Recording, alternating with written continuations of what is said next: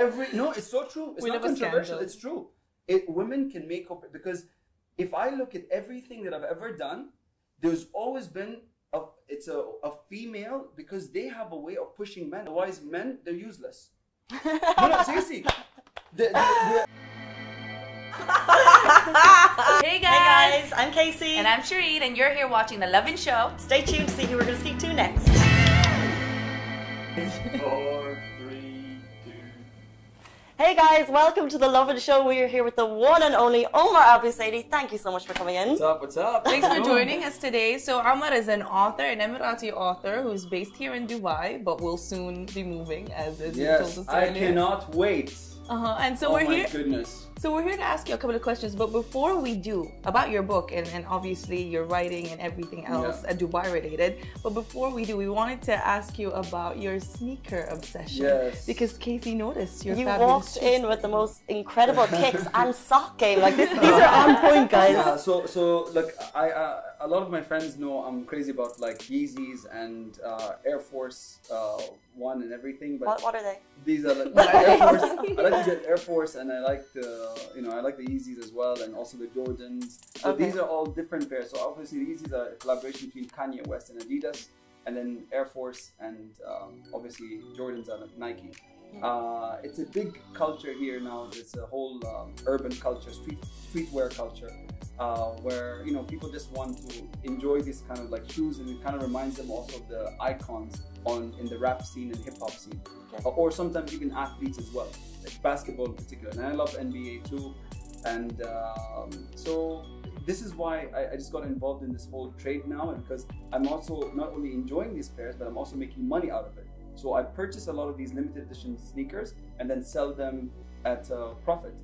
And what's the story? Like, do you keep them? Are these like unboxed shoes, or do you get to wear them and resell? How does it work? It's both. So sometimes I never take them out of the box. I just keep them, preserve them, and sometimes I'll wear them for like a month maybe, and then I get bored and I'm like, okay, forget it. I'll just sell it. Love it. It's such a scene. But sometimes some people keep them for as long as possible, because they know in a couple of years from now the price will like shoot up. Okay. And it's a big deal, especially if you keep it and you preserve it in the box and everything else. It all can the stay tags, for almost like with like a Louis Vuitton or other designer bags. So it's a huge market here in the UAE and also in the Gulf region. I've seen a lot of sneakerheads also in Saudi Arabia, and by the way, it's between men and women. Even today, you see a lot of Emirati girls wearing the abaya and wearing their abaya with sneakers. Like they don't care about heels anymore and whatever. Like it became a massive trend. That's why you see also these other big brands like Gucci, Balenciaga. They're making sneakers. Sneakers became, And I think the other thing that's motivated everybody to move into this field is the fitness culture. Everybody works out. Everybody works out now. Everybody's eating healthier. And because we're always stuck in our desks, people are starting to move around more flexible with sneakers as well. That's true. And we saw the rise of soul, obviously, over the last few years. That's gone from like a hidden kind of underground thing to one of the biggest kind of streetwear festivals. Absolutely. So we had to ask you about that, but bringing it back to who you are, can you tell our audience a little bit about yourself? You're about to do the Fulbright, but take it back to the start. There's a very famous quote by Mark Twain. He says there are two important days in your life: the day you were born and the day you find out why. So my why, my purpose is, I tell people I'm an educator. I currently I sit on the board of a school called James Wellington Academy. I'm a visiting lecturer at several schools and universities, and published a book which is called Just Read It. And I've also published several articles, and I have a second book coming out very soon as well. So for me, it doesn't maybe show sometimes in my personality or my social media, but I love education, and the fact that I'm going to go off to the US very soon as well to continue my master's, and hopefully I get a chance to do my postgraduate, so my PhD, and become a full-time professor at the university. This is what I want to do. Oh, so that's what you really plan to actually, that's the end goal. Not business, not work in government, nothing. That's incredible. If I can become a professor, that's my field. That's your dream. That's amazing. But taking it back, so what is the book about? Just Read It. Could you tell us a bit more about that? So Just Read It is a self-help book for which it has a collection of reminders on social and emotional intelligence. These are all points that you are either taught at home, in school, in religion, in life. All I did is I Omarized it. So there's a lot of infographics in the book, and it's easy to read. It's only 125 pages. And I wrote this because I used to lecture all the time in these universities about the attitude of an entrepreneur. Because a lot of people who have ideas, but they don't do anything, and there's some people who have ideas and they do stuff. But there's this line in between. So there's some people who, like, they have the money, they have the idea, but they just don't go off and do it. So I targeted that segment of people, and then this book is literally, it triggers something in them, and then they go off and they do stuff. And the reason I wrote the book is because when I speak in the classroom, I always encourage the students to take notes. But they never take notes. The class is always full, and all of them are like staring at me. Here, they have phones. Yeah. So then so one of the girls sitting in the front, and this was in Zayed University, I told her, I used to say, like, why do you guys always come and no one takes notes? She's like, look, we like to listen to you speak, but we don't like taking notes. Why don't you write a book? I had no intention to I hope you wrote a note to her.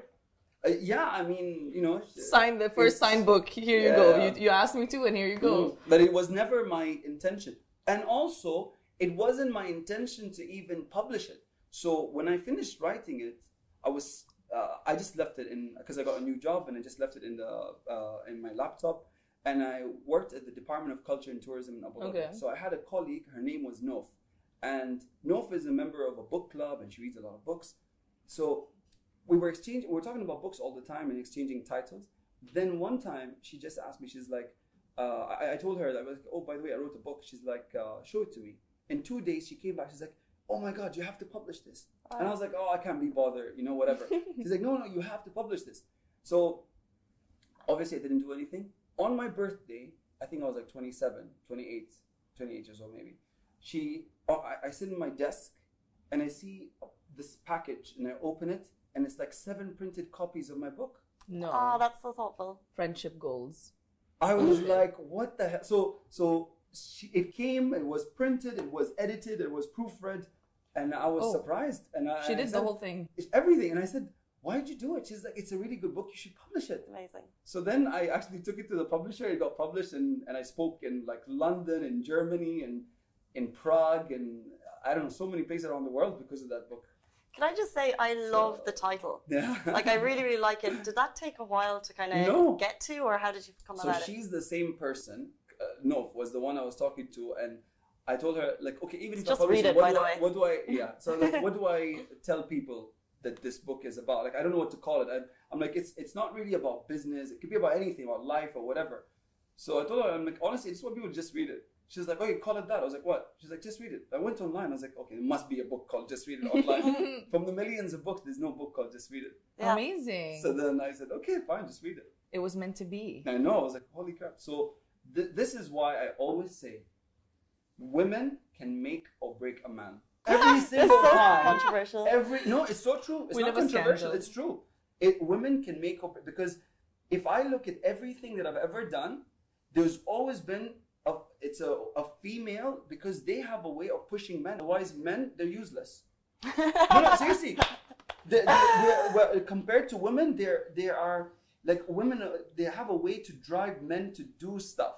Okay. But otherwise, we're like, we're not that motivated. Do you have a lot of like strong female influences in your life? My mom and 2 sisters. Love it. They're awesome. Amazing. So they're like my rocks. How was their reaction to the book once they found out it was published and Yeah, everything? my sister told everybody, you know, all these celebrities that come through, because my sister works at Dubai Tourism, so, you know, she meets like everybody.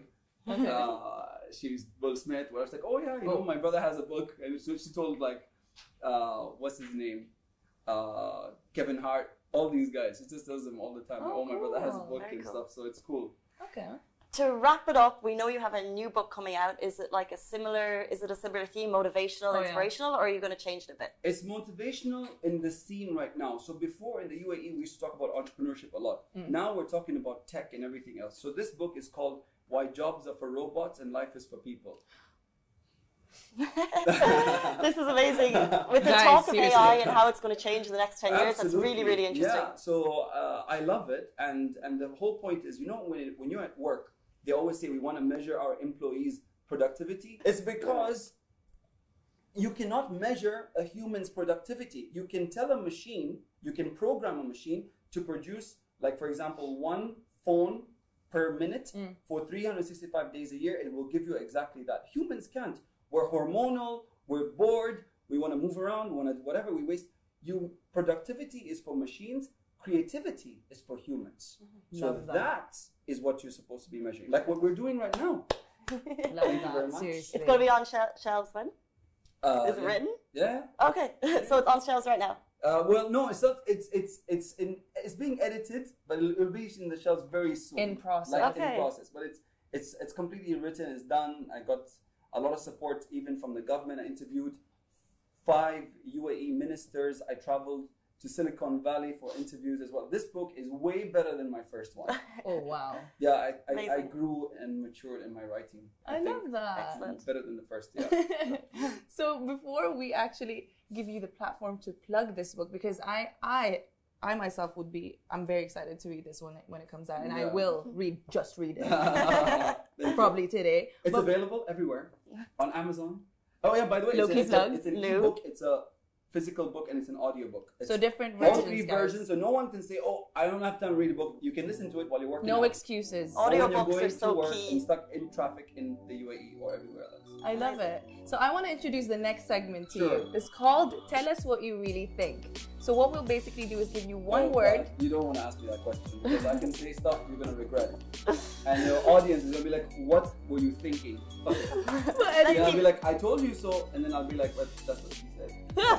Let's keep it PG. Okay. Let's keep it PG. So tell us what you really think. We'll give you a word, brief thought, brief reaction. Okay. Cool? Okay. Shoot. Go for it, Case. Your mom. Beautiful. Mark Ronson. Don't know who he is. Tony Robbins. Been to his event at San Jose, San Francisco. Instagram. Too big though. Instagram. Him or the event? He's humongous. Instagram. I wish I could bought shares earlier. Oh! Expats. I love him. There was hesitance there. No, I love him. I love him. Dubai. City of Life. Sheikh Zayed Road. Terrible. And what about Lovin Dubai? Oh, we all do. Oh! That's super cute. That is it for us today. Thank you so much, Omar Albusaidy, Thank you for very much, coming guys. here So and great. joining us. Great to have you. And guys, seriously, wait out for the book, the second book. What's it called again? Peace. Why jobs are for robots and life is for people. Get that. Thank you so much. Tune in next week for the next week's Lovin Show. Bye. Cheers. Bye bye.